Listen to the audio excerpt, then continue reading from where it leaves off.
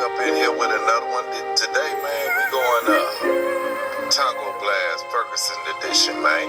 This how we gonna rock out this time, man. But first, man, y'all make sure y'all smash that subscribe button, man. It don't cost y'all nothing, but it do me something, man.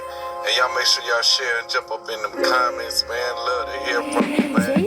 And most of all, y'all get subscribed, man. Cause y'all already know, man. I swear to tell the whole truth, nothing but the raw truth. So help me God. So if you don't want to hear the raw truth, this ain't the channel for you, man. So let's just jump up into this, man.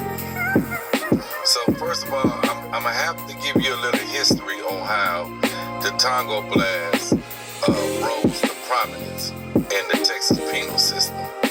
But I'm gonna speak mostly on Ferguson unit. That's the unit I can speak for, because that's where I was at when they basically took over by storm.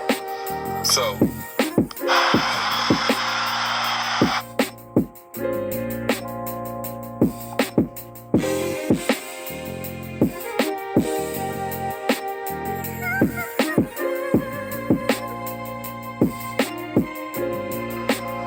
when I went to prison in 95. I spent from 95 to 97 on Beto, right? And then the prison was ran straight by gangs, right? So, I mean, Emmy, Pistoleros, Texas Syndicate, RUs, Tri-City Bombers, all them, right?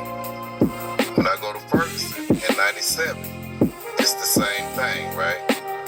So, I always thought that in 99, right, it just was just Tango just blew up, just like boom, just like all of a sudden.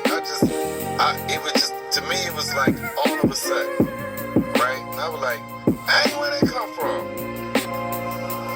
Come to find out, though, they had already been around since the mid-90s. The mid-90s, maybe a little bit earlier than the mid-90s, but they was on the low, right? Because I guess they didn't have the numbers, and like I said before, like the penitentiary changes, right? With the people that influx of people that comes in, you know, the ideals and, you know, everything changes. So I'm talking to my essay partner, he was like, no, they've been around, bro. They was around a little bit, you know, they was around mid-90s, this and that. He was on Ferguson with me. So I'm like, I didn't hear nothing about them till like 99. They were like, no, they was around. They just didn't have the numbers, and, you know, you had the other gangs. So he was like, he tell me, say, what happened in 99? I say, well, he asked me what happened in 99 with domestics. I say, Emmy and RU went to war. So Emmy and RU went to war in 99, and they shut the whole system down. The whole system, all through Texas, penal system, everything was locked down. So let me explain to y'all. Like, when the Mexicans go to war, they don't go to war on one unit. That's not how it happens. When the call is called that we going to war, but they going to war. When the call gets called that they going to war, they going to war all over the penal system. Everywhere, any unit, state jail, wherever there's any of them at, period. Everything in the penal system in Texas gets shut down when they go to war, because it's jumping off everywhere. Child halls, hallways, blocks, rec yards, on every unit there is, period. So Emmy and RU went to war. I guess this was time where all the gang unit people, and they just say, you know what, enough is enough. So what they did when they locked all the units down that time, they got all the known Mexican gang members. So all the TS, Pistoleros, RUs, Emmys, all the known gang members that they knew, and they sacked them all. They made them a threat group, security threat group, STG, and they sacked them all. So when they did that, their numbers dwindled in population, right? So now you have a void, you have a power vacuum that needs to be filled. And now that's where Tongo steps in, right? Now if I'm wrong, there's some Tongo up here, y'all jump in the comments. Y'all, hey, I'm just giving the history, man. So they jump in, right? They fill the void, and it was like out of nowhere. And then you have all these young influx of younger inmates coming in, and I guess, you know, they don't want to be under the thumb of the rule of the older gang members that's gangs, and they want to do their own thing, and they got the numbers now, and ain't nothing you can do about it. So by the time all the gangs figured out what was going on, Tongo was already deep in power. So what they tried to do is they wanted to challenge him because they want to keep the old ways, but now it's the new ways, right? So Tongo took them all to war, every last one of them. Now I'm speaking on Ferguson, so if y'all in here and talking about how I was over here and this is what we did, look, what that happened.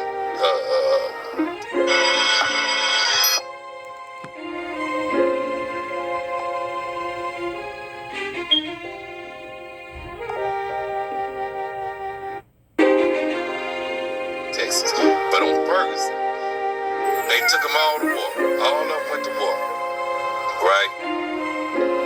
Tongo smashed all of them, right? So the only ones that I knew that was still able to walk on Ferguson was Emmy. Emmy was the only ones. Oh, y'all don't know what Emmy is? That's Mexican Mafia. Them was the only ones that was allowed to be on Ferguson, to my knowledge. The rest of them, Texas Syndicate, you better not be caught being the Texas Syndicate on Ferguson unit. Period. Take that, it was a no-fly zone. Pistoleros, or it was a no-fly zone. It was so bad that Miss McQueen, oh yeah, y'all been on Ferguson, y'all know Miss McQueen, hated her, kept me locked up. Miss McQueen will already warn you, like, hey, if you're in the game, you better tell me. Because, you know, it's a no-fly zone over here. So, if you didn't tell them, because they're going to charge you up, and they're going to find out what you are. And they're going to tell you right then, if you're in the game, hey, you got to these doors road to get off this block and to get out of population, period. And they did not play. And when they got you, they were not trying to hurt you. They were trying to murk you. Now, they have to do this type of behavior because, hey, we gotta set the record straight. We gotta let you know. So this is how they got down, right? They coming banger up, and they are not playing whatsoever.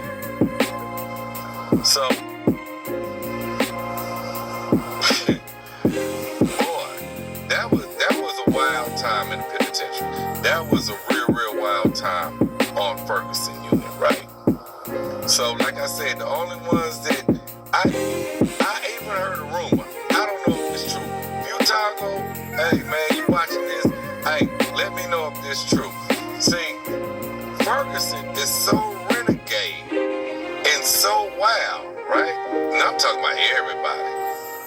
I'm talking about, look, it's so wild. I heard the rumor. It was told to me that, you know, when Tongo from Ferguson go to another unit, they still check him in. Now, if you come from Tongo from another unit, you don't get checked in. But they say Tongo from Ferguson get checked in because, like, y'all are too wild out. Y'all are renegades. That's how it is on Ferguson, right? We straight renegades, right? So, let me tell you how they get down, right? I remember one time, right? So G Block, and a dude was accused of snitching, messing, right? They popped his top. They beat the dude so bad, they beat him for not just beat you up, right? They beat him, stomped him in the head over and over, beat him, stomp, stop, beat him some more. Do you think anybody said anything? That's why I always tell you, in the penitentiary, you mind your business. Because you don't mind your business, that could be you getting stomped like that, right? So you mind your business. It's a very dangerous place, a place you don't want to be. So they stomped him out. Ain't nobody saying nothing. So some type of way they get him out of the day room and end up getting him to his cell. So around camp time, they find him unresponsive. The boy lost his life, right? Brain swollen. They locked a bunch of them up. I don't even recall, and they all end up getting out. I don't recall nobody even getting charged with it. Because guess what? All these people that was in the day room, all these people who witnessed this, didn't nobody say nothing whatsoever. Nobody said nothing. Because guess what? He just got murdered. They say he did that. Spring, be honest.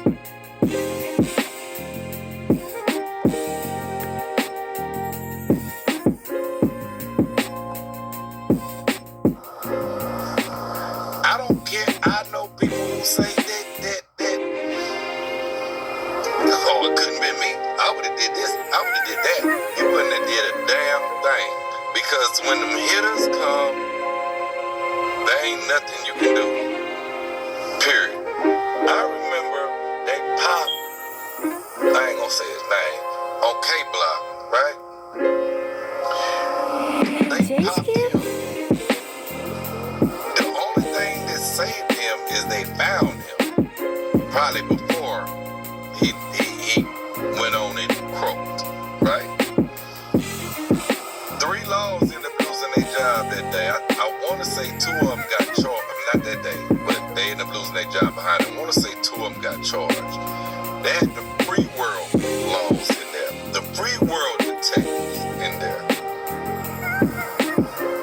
See, that's how Tongo do. When Tongo comes to get you in that penitentiary, you're done. You're cooked.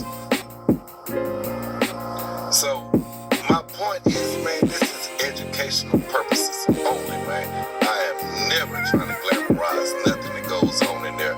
The thing I want you to understand is you don't need to be in there because you don't need to live like that.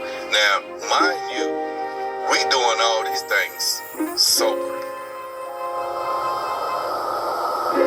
We doing these things sober.